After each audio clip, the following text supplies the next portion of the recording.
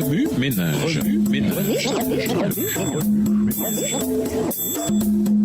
Bienvenue dans votre émission Remue-ménage. Nous voilà au dimanche 3 juillet. La domination, un don silencieux mais puissant, au-dessous des anges, mais plus grand que le reste. Lisons Psaume 8, les versets 4 à 6. Psaume 8, les versets 4 à 6. Qu'est-ce que l'homme pour que tu te souviennes de lui, et le fils de l'homme pour que tu prennes garde à lui? Tu l'as fait de peu inférieur à Dieu, et tu l'as couronné de gloire et de magnificence. Tu lui as donné la domination sur les œuvres de tes mains. Tu as tout mis sous ses pieds. En 6 jours, Dieu créa les cieux, le soleil, la lune, les étoiles et les planètes. Il créa aussi la terre, avec ses paysages à couper le souffle et ses créatures extraordinaires. Les armées du ciel durent regarder avec admiration leur puissant roi en train de façonner notre monde. Par sa parole, il créa les poissons, les oiseaux, le bétail et tout ce qui rampe. Le 6e jour, Dieu créa 2 êtres humains, un homme et une femme. Ils habiteraient sur la terre et en géreraient les ressources ainsi que les différentes créatures créées par Dieu. Ayez des enfants, devenez nombreux, peuplez toute la terre. Lisons Genèse 1, verset 28. Genèse 1, le verset 28, Dieu les bénit et Dieu leur dit « Soyez féconds, multipliez, remplissez la terre et l'assujettissez, et dominez sur les poissons de la mer, sur les oiseaux du ciel et sur tout animal qui se meut sur la terre. » Chaque aspect de la nature que Dieu a créé a un but. Le firmament sépare les eaux d'avec les eaux. La terre produit de l'herbe, les plantes produisent des graines et des fruits, nourrissant les animaux et les êtres humains. Il y a les 2 grands luminaires, un luminaire pour présider au jour et l'autre pour présider à la nuit. Les 5 premiers jours de la création donnent un aperçu du dessein de Dieu à l'égard de l'humanité et du reste du monde. Dieu voulait qu'Adam et Ève peuplent la terre, en soient les intendants et enseignent à leurs descendants sa loi et son amour. Mais la jalousie, un poison pour la domination.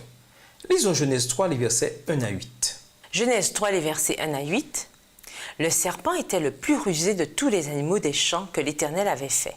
Il dit à la femme, « Dieu a-t-il réellement dit, vous ne mangerez pas de tous les arbres du jardin ?»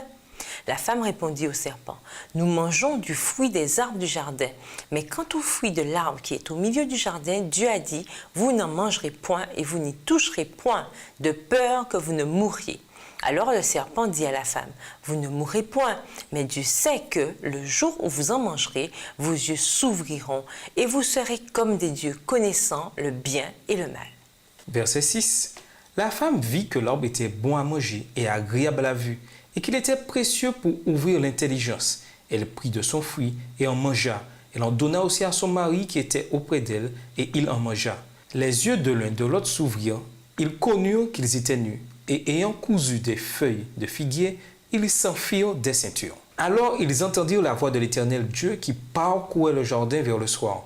Et l'homme et sa femme se cachèrent loin de la face de l'Éternel Dieu au milieu des arbres du jardin. Un ange puissant avait été témoin de la création de la terre et tout ce qu'elle contenait. Jaloux de la domination que Dieu avait donnée à Adam et Ève, il se mit à convoiter l'autorité même du Créateur. Cet ange s'appelait Lucifer. Lorsqu'il fit une tentative d'usurper le gouvernement divin, Dieu n'eut d'autre choix que de le chasser du ciel, ainsi que ses suppôts. En observant Adam et Ève, Lucifer conçut un plan pour faire du chagrin à Dieu.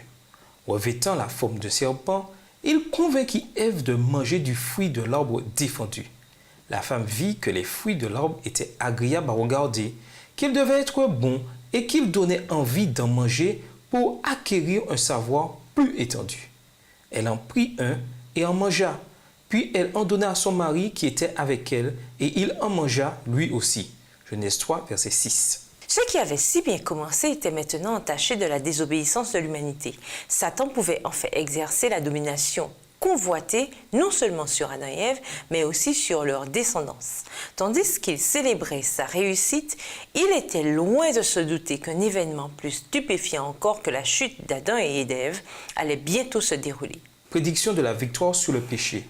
Lisons Genèse 3, les versets 13 à 15. Genèse 3, les versets 13 à 15. « Et l'Éternel Dieu dit à la femme, « Pourquoi as-tu fait cela ?» La femme répondit, « Le serpent m'a séduite et j'en ai mangé. » L'Éternel Dieu dit au serpent, « Puisque tu as fait cela, tu seras maudit entre tout le bétail et entre tous les animaux des champs. Tu marcheras sur ton ventre et tu mangeras de la poussière tous les jours de ta vie. Je mettrai inimitié entre toi et la femme, entre ta postérité et sa postérité. Celle-ci t'écrasera la tête et tu lui blesseras le talon. Après avoir interrogé Adam et Ève sur leur désobéissance, Dieu s'adressa à Satan. Je mettrai l'hostilité entre la femme et toi, entre sa descendance et la tienne. La sienne t'écrasera la tête, tandis que tu la mordras au talon. Genèse 3, verset 15. Les mots exercent une grande puissance et une autorité certaine. Alors que Satan savourait son triomphe, Dieu lui prédit sa fin. Bien des années s'écoulèrent avant l'accomplissement de cette prophétie, et pourtant, elle finit par s'accomplir. Jésus vint sur la terre par la descendance de la femme, mourut pour nos péchés sur la croix, écrasant ainsi la tête de l'ennemi. Dieu était si bon, la justice divine exigeait la pénalité du péché. Cependant, la miséricorde divine avait déjà trouvé le moyen de racheter notre race déchue, le sacrifice volontaire du Fils de Dieu. 1 Pierre 1, le verset 20, Éphésiens 3, le verset 11, 2 Timothée 1, le verset 9 et Apocalypse 13, le verset 8. Une promesse porteuse d'espérance. Lisons 1 Pierre 3, les versets 14 à 18. 1 Pierre 3, les versets 14 à 18. D'ailleurs, quand vous souffririez pour la justice, vous seriez heureux. N'ayez d'eux aucune crainte et ne soyez pas troublés. Mais sanctifiez dans vos cœurs Christ le Seigneur, étant toujours prêt à vous défendre avec douceur et respect devant quiconque vous demande raison de l'espérance qui est en vous, et ayant une bonne conscience, afin que là même où il vous calomnie, comme si vous étiez des malfaiteurs, ceux qui décrient votre bonne conduite en Christ soient couverts de confusion. Car il vaut mieux souffrir, si telle est la volonté de Dieu, en faisant le bien qu'en faisant le mal.